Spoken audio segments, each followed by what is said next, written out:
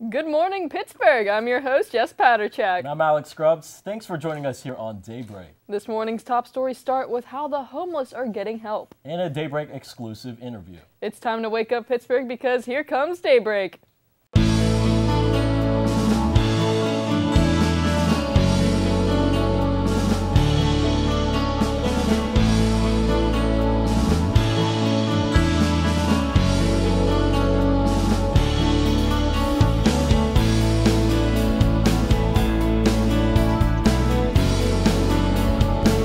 Start your morning with us, only on Daybreak.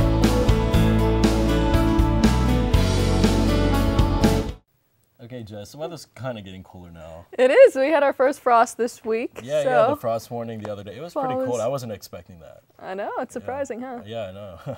Let's see. Casey, what do you see happening for us here this week? Well, this upcoming weekend is looking absolutely beautiful. We're going to get back up into the 70s, and there will be sunshine, a little bit of clouds on Saturday and Sunday, but still really warm. So if you have any last-minute fall activities you want to do, go get your pumpkin, go on a hayride, this is the weekend to do it because it's going to be super nice. However, as we head into the rest of the week, it gets a little bit more like fall weather. Monday is still really warm, but later in the week we get back into the 50s and 60s. Which isn't really that cold, but with the weather we've been having lately, it's definitely more like fall weather. So you want to be prepared for that later in the week. Back to you guys. Thanks, Casey. Yeah, fall is here. I know, that's what I'm saying. I mean, it took it to what, week 8 of the semester to finally get cold? It's kind of crazy, huh? Honestly, that's what I'm saying. Well, here's city and campus news. Being homeless is hard for many, and a local church organization is helping homeless veterans get counseling, food, and shelter. And I was there to get the story. For Mark Auchenhouse, years of alcoholism has led him to his homelessness and ultimately at the Veteran Shelter Program at Shepherd's Heart. Who wants to be in a homeless shelter? But it's humbling. Homeless veterans come here to Shepherd's Heart to find counseling, shelter, and food. But what they don't expect is to find a house of hope. And this hope has lived since Shepherd's Heart opened in the 1990s, helping homeless veterans and civilians in time of need. We have 15 homeless veterans at one time due to housing occupancy regulations. But for the last 11 years, we have been at almost 100% capacity. Partnered with the Pittsburgh VA, it provides shelter for qualifying veterans. The program lasts for many months. These veterans have rooms to stay in featuring a bed, a sitting area, and additionally a kitchenette and transportation to and from appointments. It provides a daily drop-in center where the homeless vets and others can get free food, drinks, a shower, and do laundry. Receiving several donations, it also provides clothes and toiletries to the homeless. All these people here really do truly want to help, and they go out of their way to do so. And that's the hope that I see here.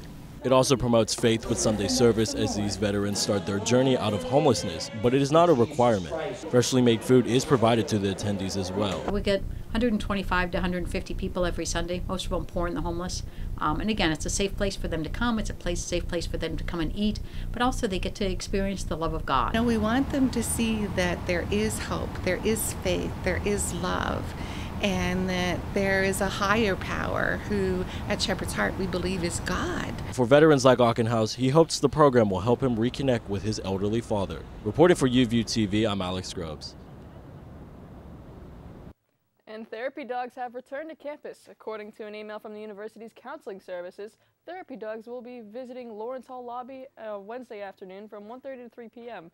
It was here that students got to pet puppies like Lady the Pit Bull. Every month, different therapy dogs do come to campus. Students, be sure to check your emails for their next visit.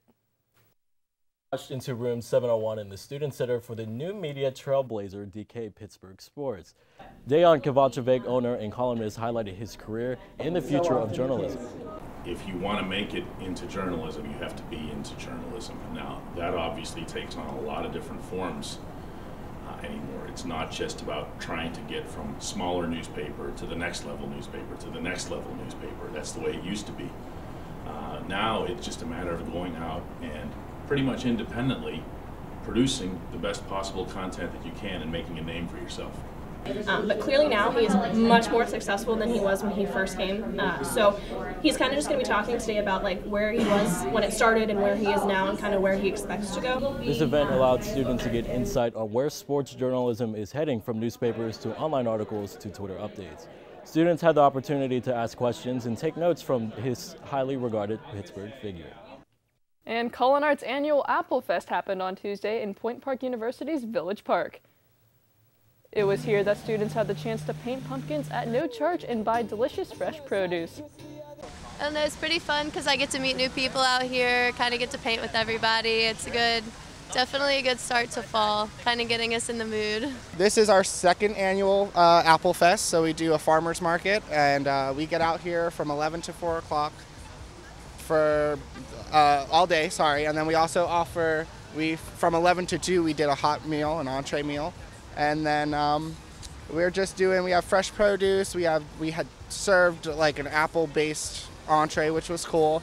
We're doing pumpkin painting. That'll be a contest. When you win, you'll win either flex dollars or like entry into our dining hall. And then we have a buy sample set up over there.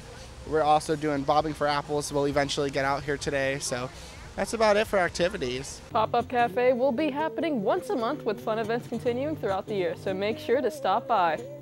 Going back to Shepherd's Heart, what's interesting over there, they've had, over the past 11 years, they've had over 200 veterans that have actually lived there and got out of homelessness. And a lot of them, they actually volunteer there and trying to help other veterans go through the process of, getting their lives back together. That's really impressive. Yeah. That's awesome. Cool organization. Shepherd's Heart, it's over in the Duquesne University area on Pride Street. And after the break, Pittsburgh sports teach us a lot in the art of the comeback. And Florida is cracking down on sexual assaults. What do they plan on changing? We got more for your mornings, only on Daybreak.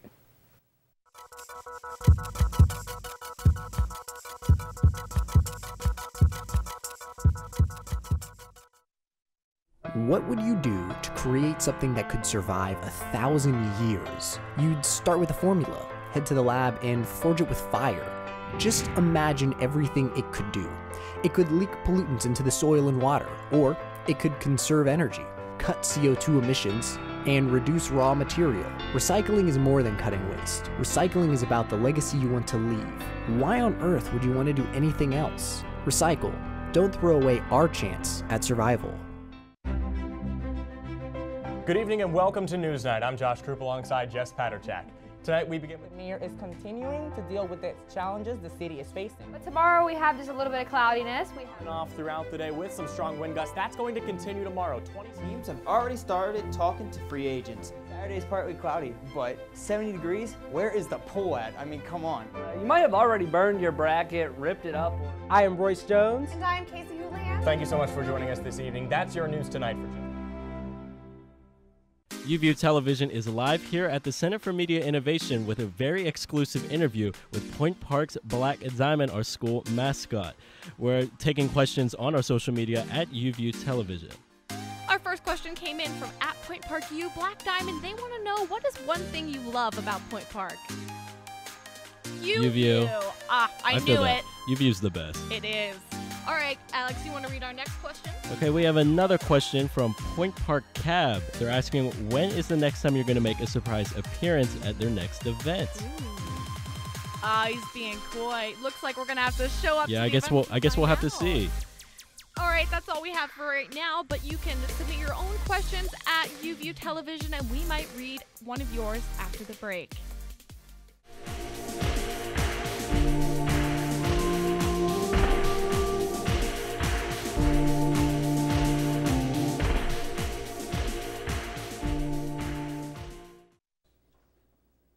Welcome back to Daybreak. I'm Kiara Fry, and here's your sports news. Pittsburgh has shown professional sports what bouncing back looks like this past week. On Sunday, the Steelers beat the Kansas City Chiefs, who were the only undefeated team left in the NFL this season. In this 19-13 victory, Ben Roethlisberger disproved the doubts he had about himself after throwing 5 interceptions last week in a tough 30-9 loss to the Jaguars. He had a good game against the Chiefs with key passes to Antonio Brown and only 1 interception due to miscommunication, according to ESPN. The Steelers' defense held the Chiefs to only 6 total yards the entire game, with Le'Veon Bell alone had 99 yards on 17 carries for the Steelers by the end of the first half.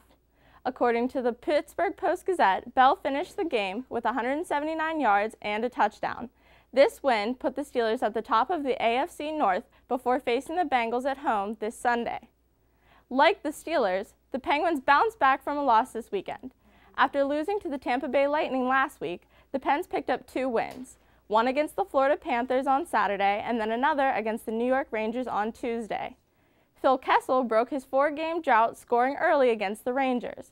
Then, with less than a minute left in the third period and down by 1, Crosby banked the puck off the Rangers goalie from behind the goal line and tied the game. Malkin scored in overtime to win the game for the Pens. Next, the Penguins take on the Panthers again, but this time in Florida. That's it for sports. Let's head over to the Daybreak news desk with Samir Nefsi. Samir, what do we need to know in national news? Thanks, Kira. Nowadays, there's an app for basically anything and everything. Now it seems there's an app for birth control that delivers right to your door without a visit to the doctor or insurance, and it's causing some concern. The free app called Nurex, once downloading the app, it requires you only to answer a few medical questions and pay for the order. As great as that might seem, it does raise some concerns. What are those concerns? The fact that the minimum age to purchase is 12 and it does not require a minor to get their parents' permission to use the app. A Nurex spokeswoman said, quote, despite current political landscapes, we're providing another option to make it easier and more affordable and more convenient, to access contraception, end quote. It seems that the Sunshine State, Florida, is breaking down on sexting. According to a press release from the Polk County Sheriff's Office, they've netted 277 people ranging from a surgeon, a teacher, an Air Force veteran, and a retired police officer. An operation under the name Operation No Trick, No Treat ran from October 10th through the 15th. Undercover detectives from all surrounding counties helped to bring these predators down. Detectives posted fake ads, profiles on social media sites. Of the 277 arrests, 209 of them were people who solicited the undercover detectives posing as prostitutes. 51 were people who advertised themselves as prostitutes, and 17 others were arrested for profiling themselves or looking for prostitutes or other offenses, according to the press release. Sam, that's quite a big number of people being arrested during this investigation. Now, where do you see this moving forward? I personally see them obviously making leaps towards harsher punishments on sex trafficking scandals. Obviously, sex crimes are a big deal now. Well, they always have been. And I feel like we're getting more stricter on those as we progress through history. So we'll have to see how that plays out. But another national thing that is kind of more lighthearted is that Chelsea Handler is quitting Chelsea. According to a statement from her, she is leaving her show to produce more documentaries and inform the public on herself, on the political atmosphere. That's all for national news. I'll give it back to you two on the couch. Well, it's not Samir without Chelsea Handler. Right, I know. It's going to be insane. Okay, here in studio, we'll go on to maybe a more somber note as we have an interview about something that's happened on Pitt's campus just recently. That's right. More coming after the break.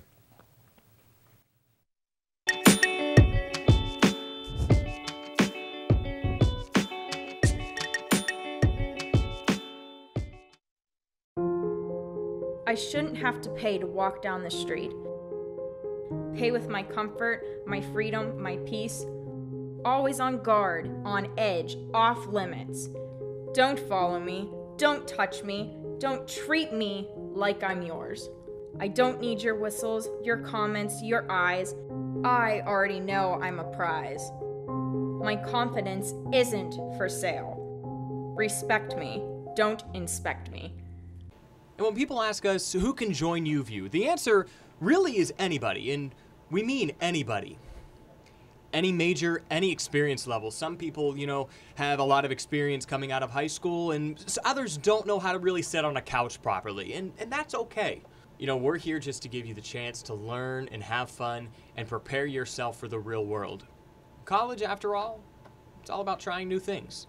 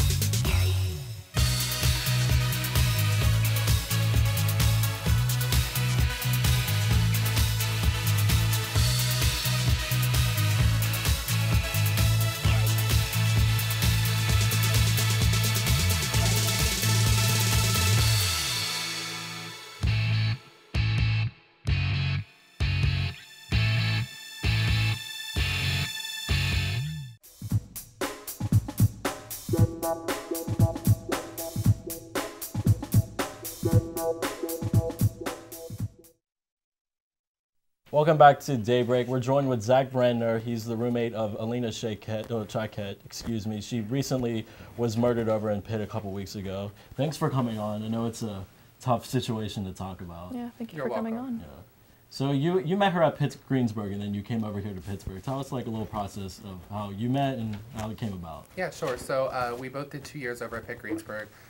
We met as freshmen in a class called Freshman Seminar.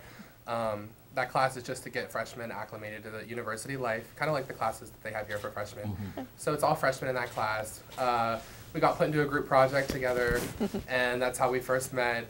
She had the idea to work on it in her apartment, so I went over there and worked on it with her, and friendship just kind of clicked. We became great friends right off the bat. Okay, and so tell us about the transition to Pittsburgh and how that played out.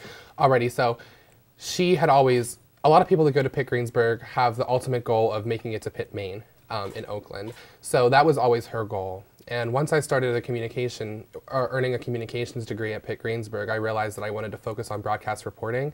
And Pitt Greensburg did not have that major, and neither did Pitt, Maine.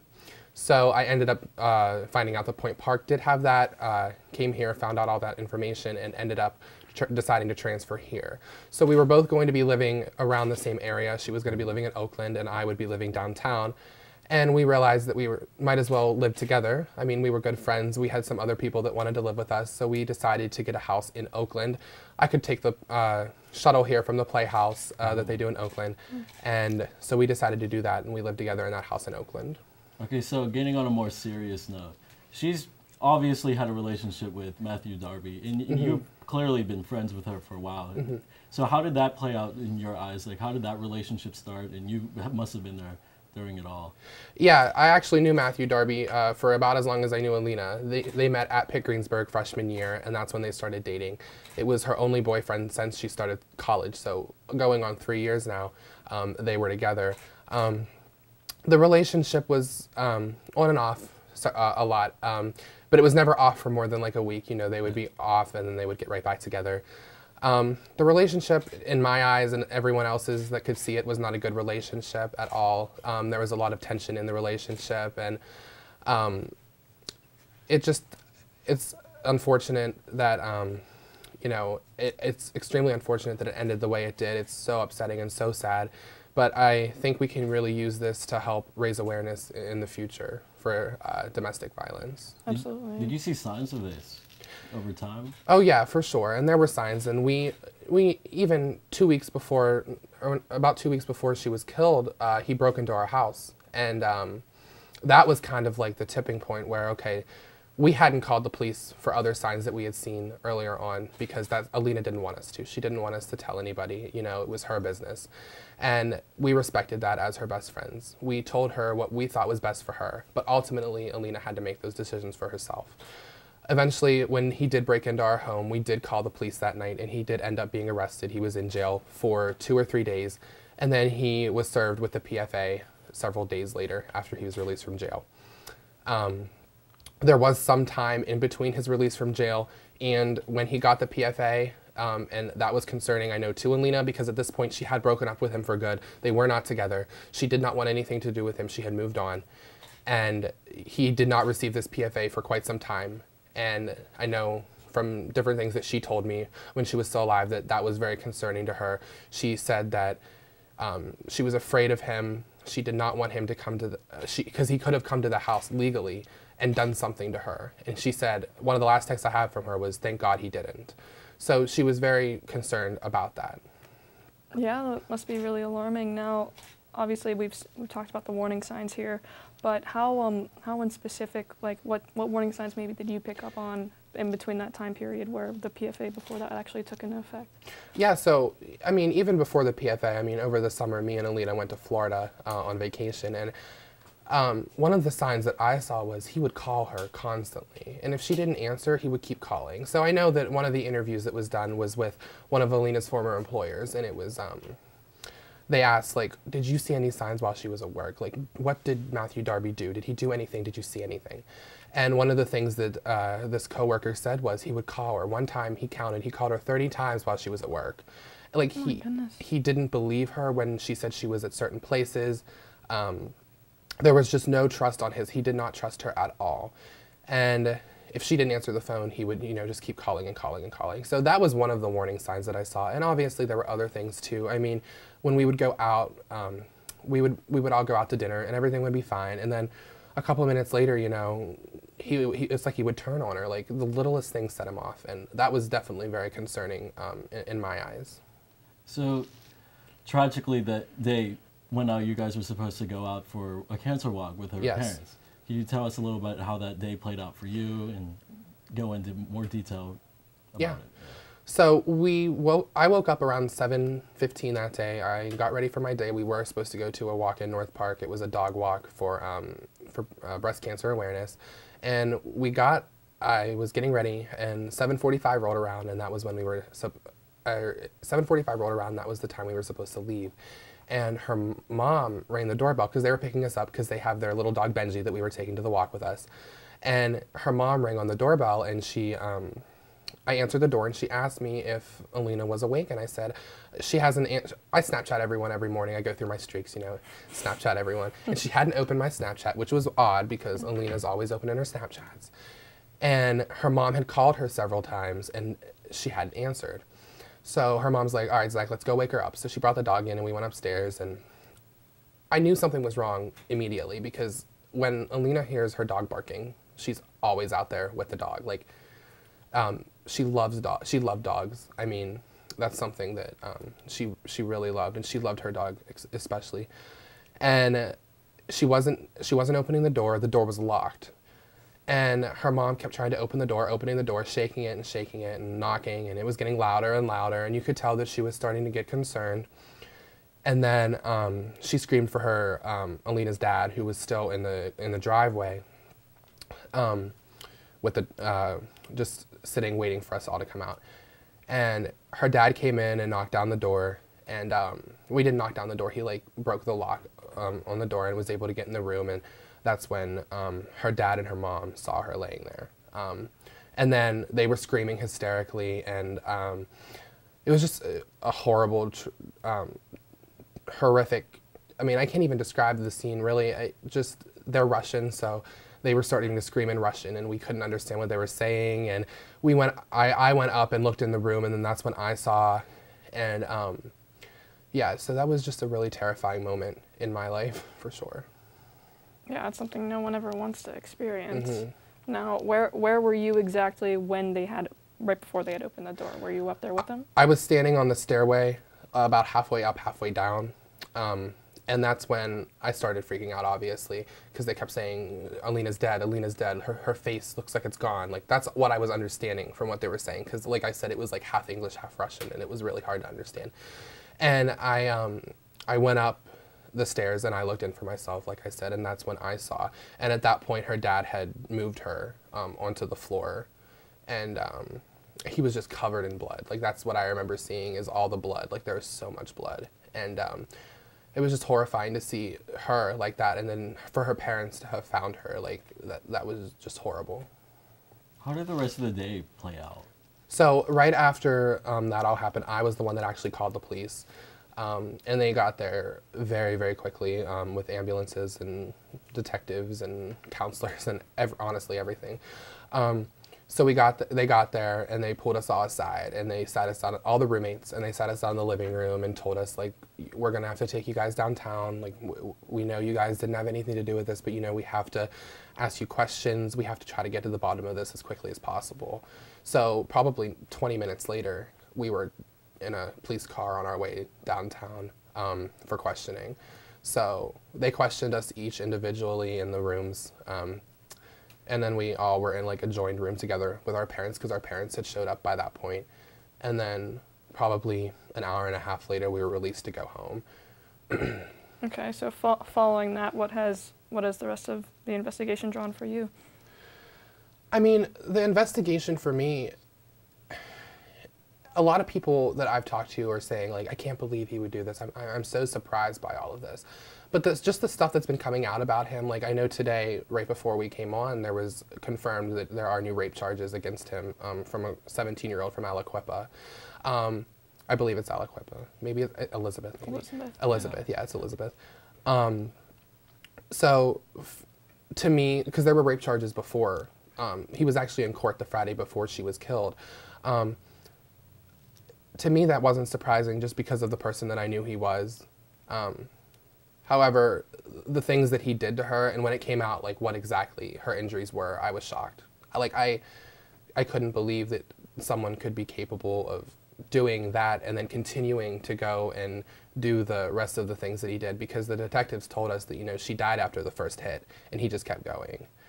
And that, to me, like, put me in shock, because I couldn't believe that anyone could do that to anybody like that. What was on your mind when they finally caught him in Myrtle Beach? Yeah, so that was actually the day of her funeral, the day she was being buried. And the detectives called us at, I think it was like 2 in the morning. It was really early.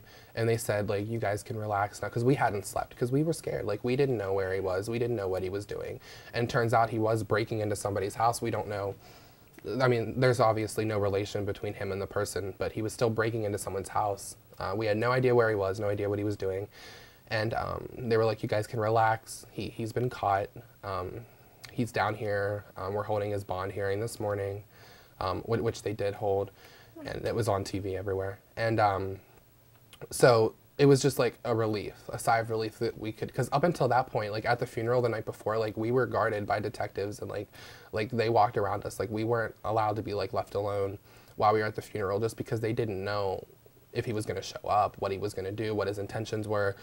So it was just a lot more peaceful for us to know that, you know, he's locked up at the moment, and finally we can relax and focus today on Alina and saying goodbye to her. Right now, we're saying goodbye. What would you say? You know, what would you say now? Well, just that I love her to death. I mean, there's nothing worse than losing, you know, your best friend. I never thought that I mean, obviously, you know, like, people go through deaths in their life, and I've gone through deaths in my own life, you know, with like grandparents and things like that. But it's different when someone's taken so young, and when you have plans with them, you know, like me and Alina had long-term plans, you know, just doing stupid things, you know, from going Halloween shopping to, you know, having parties in the future, and just stuff we always joked about we'd do with our kids when we grew up. So it's just a lot different when they have their whole life ahead of them. Mm-hmm. And just for someone to be taken away so brutally, it's just unbelievable and horrifying. Have you been back to the house since? I went back that night to get my car and to get some stuff. We had to be police escorted in. I did not move my stuff out, though. Everyone has moved out of the house now. I did not move my stuff out. My dad moved it out for me because I just couldn't like go back in there. It's not something that I felt that I could do and be okay. So my dad moved my stuff out, and none of us are living there anymore. Okay, now what about you and Alina's parents and Alina's family? Have you been keeping in contact with them since? We have. So the day of the funeral actually was the first time that I really was able to have a conversation with them, because at the viewing it was just, they were a mess. You know, they really were in no condition to talk at all. So we went in to the funeral, and I was surprised by this, but because of their religion, it's a common thing for them to have people over at their house after the funeral. So everyone, all the friends and family that were at the funeral were invited to their house afterwards. And we went over there, and they had a huge meal prepared, and we all went over there, and her dad was actually down there laughing with us, and he was like, we were making jokes with him, you know, just trying to lighten the mood a little bit, as hard as it is, you know. But he told us there was a group of all of her friends down there, and we were sitting in the basement where we always hung out with Alina growing up, and he said, you know, like, you guys have to do this all the time, you know, I'm gonna miss this. Alina would want you guys to hang out with me. So he, you know, he's looking for ways to cope with the tremendous pain that I'm sure he's feeling. But the family is doing as good as can be expected at this point, and they are, you know, making posts on Facebook, reaching out, thanking everybody for all of the tributes and all of the cards and the things that they're getting. So they're very thankful people, and they're doing very well despite the horrible tragedy that they've just experienced. How have you been? I've been doing okay. I went back to school. This is my first full week back. I went to one class last week, but that didn't go well. So this is my first full week back. I've been to all my classes this week. I've moved into Lawrence Hall for the time being, just till I get things situated. We're all going to try to find another house somewhere eventually, but for now, I'm living in Lawrence, so I'm doing all right. Thanks for asking. Yeah, of course. Now, what do you see for the future now with the rest of this? Well, I see a lot of, you know, there's going to be a lot of court dates in the future. Obviously, with the situation, the detectives told us the other day, they were like, we're going to be your best friend for the next 2 to 3 years. They said, this is murder cases like this, they go on and they don't end. He's like, this is going to be in you guys' lives for a long time. So it's going to be a very, very long road, but we're ready to fight and we're ready to make sure Alina gets justice that she deserves. Do you think this is going to shine light on domestic violence a little more and maybe the PFA process? Oh, absolutely. There's already a law that's in Harrisburg. It was sitting there before this happened, but lawmakers are outraged that this happened because this law could have been in place and it wasn't, and they're actually talking about calling it Alina's law if it is passed. So there's definitely talk and there's definitely things going on, and I think it's going to get the ball rolling on a lot of these things. Well, thank you so much for joining us and telling your story. You're welcome. Thank you for having me, guys. Thank you. Thank you. And coming up on Daybreak, Amazon is looking for a new HQ. Could Pittsburgh be the city they choose? And what is Netflix up to now? All that and more only here on Daybreak.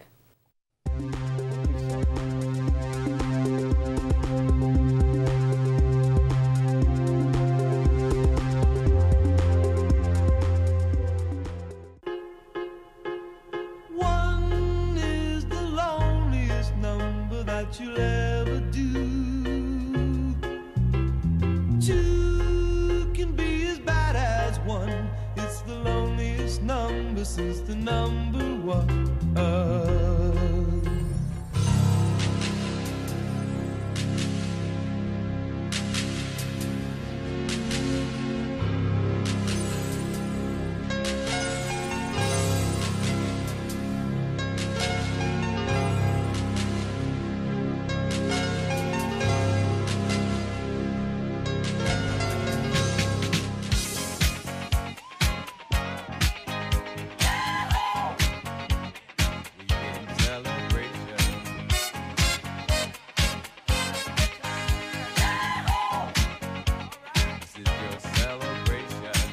Mirror, mirror on the wall. Does not matter if I'm short or tall. If I have skinny legs or my hips are wide. It only matters who I am inside. Blue eyes, brown eyes, black or green. What makes me most beautiful cannot be seen. When you look at me, don't judge me by my parts. The most beautiful thing about me is my heart.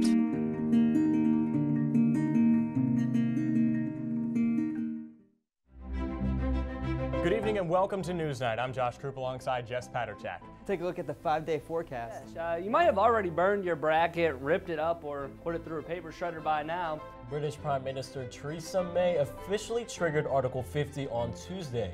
The World Baseball Classic has concluded with Team USA winning its first title in 4 WBC tournaments. And that is your news tonight. With Royce Jones, I'm Danis Marrero. Have a great night.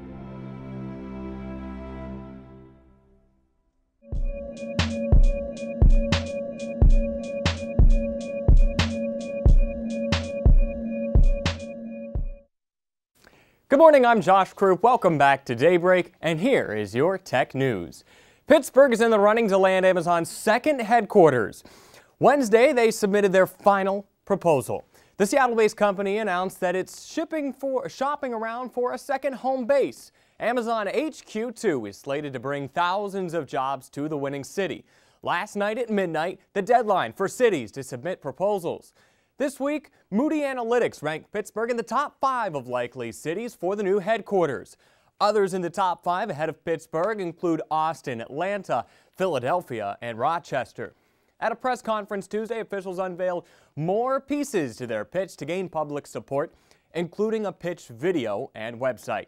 That website, hqpittsburgh.com. It's your home for all things Pittsburgh and Amazon. Officials encourage people to visit the site and say what Pittsburgh means to them.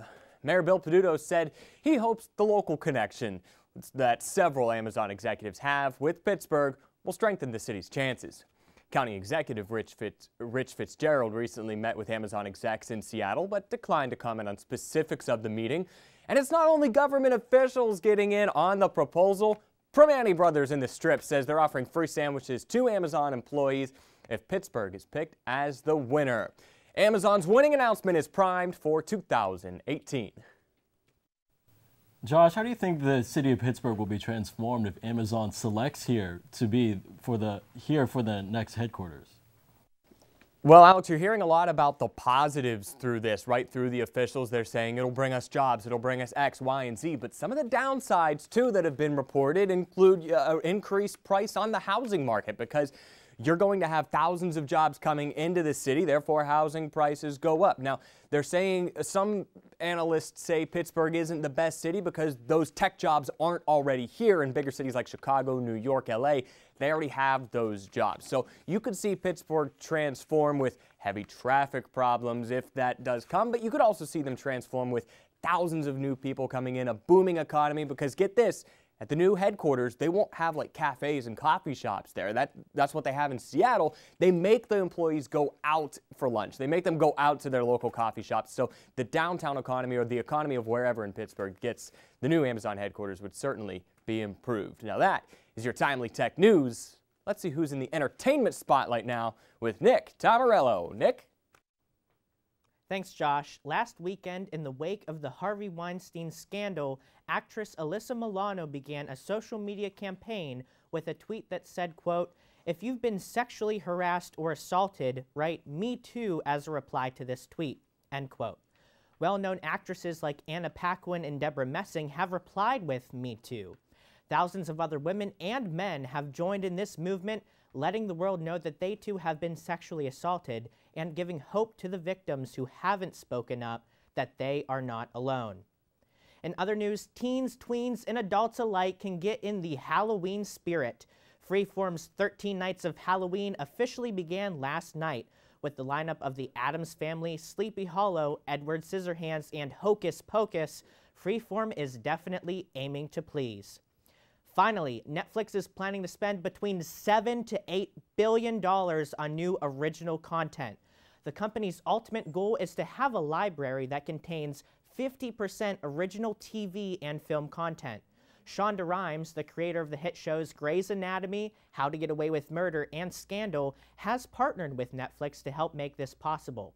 Also, one of Netflix's new original series, Mindhunter, a show based off of the book with the same name that takes you inside the FBI's elite serial crime unit in the late 1970s, was actually shot here in Pittsburgh.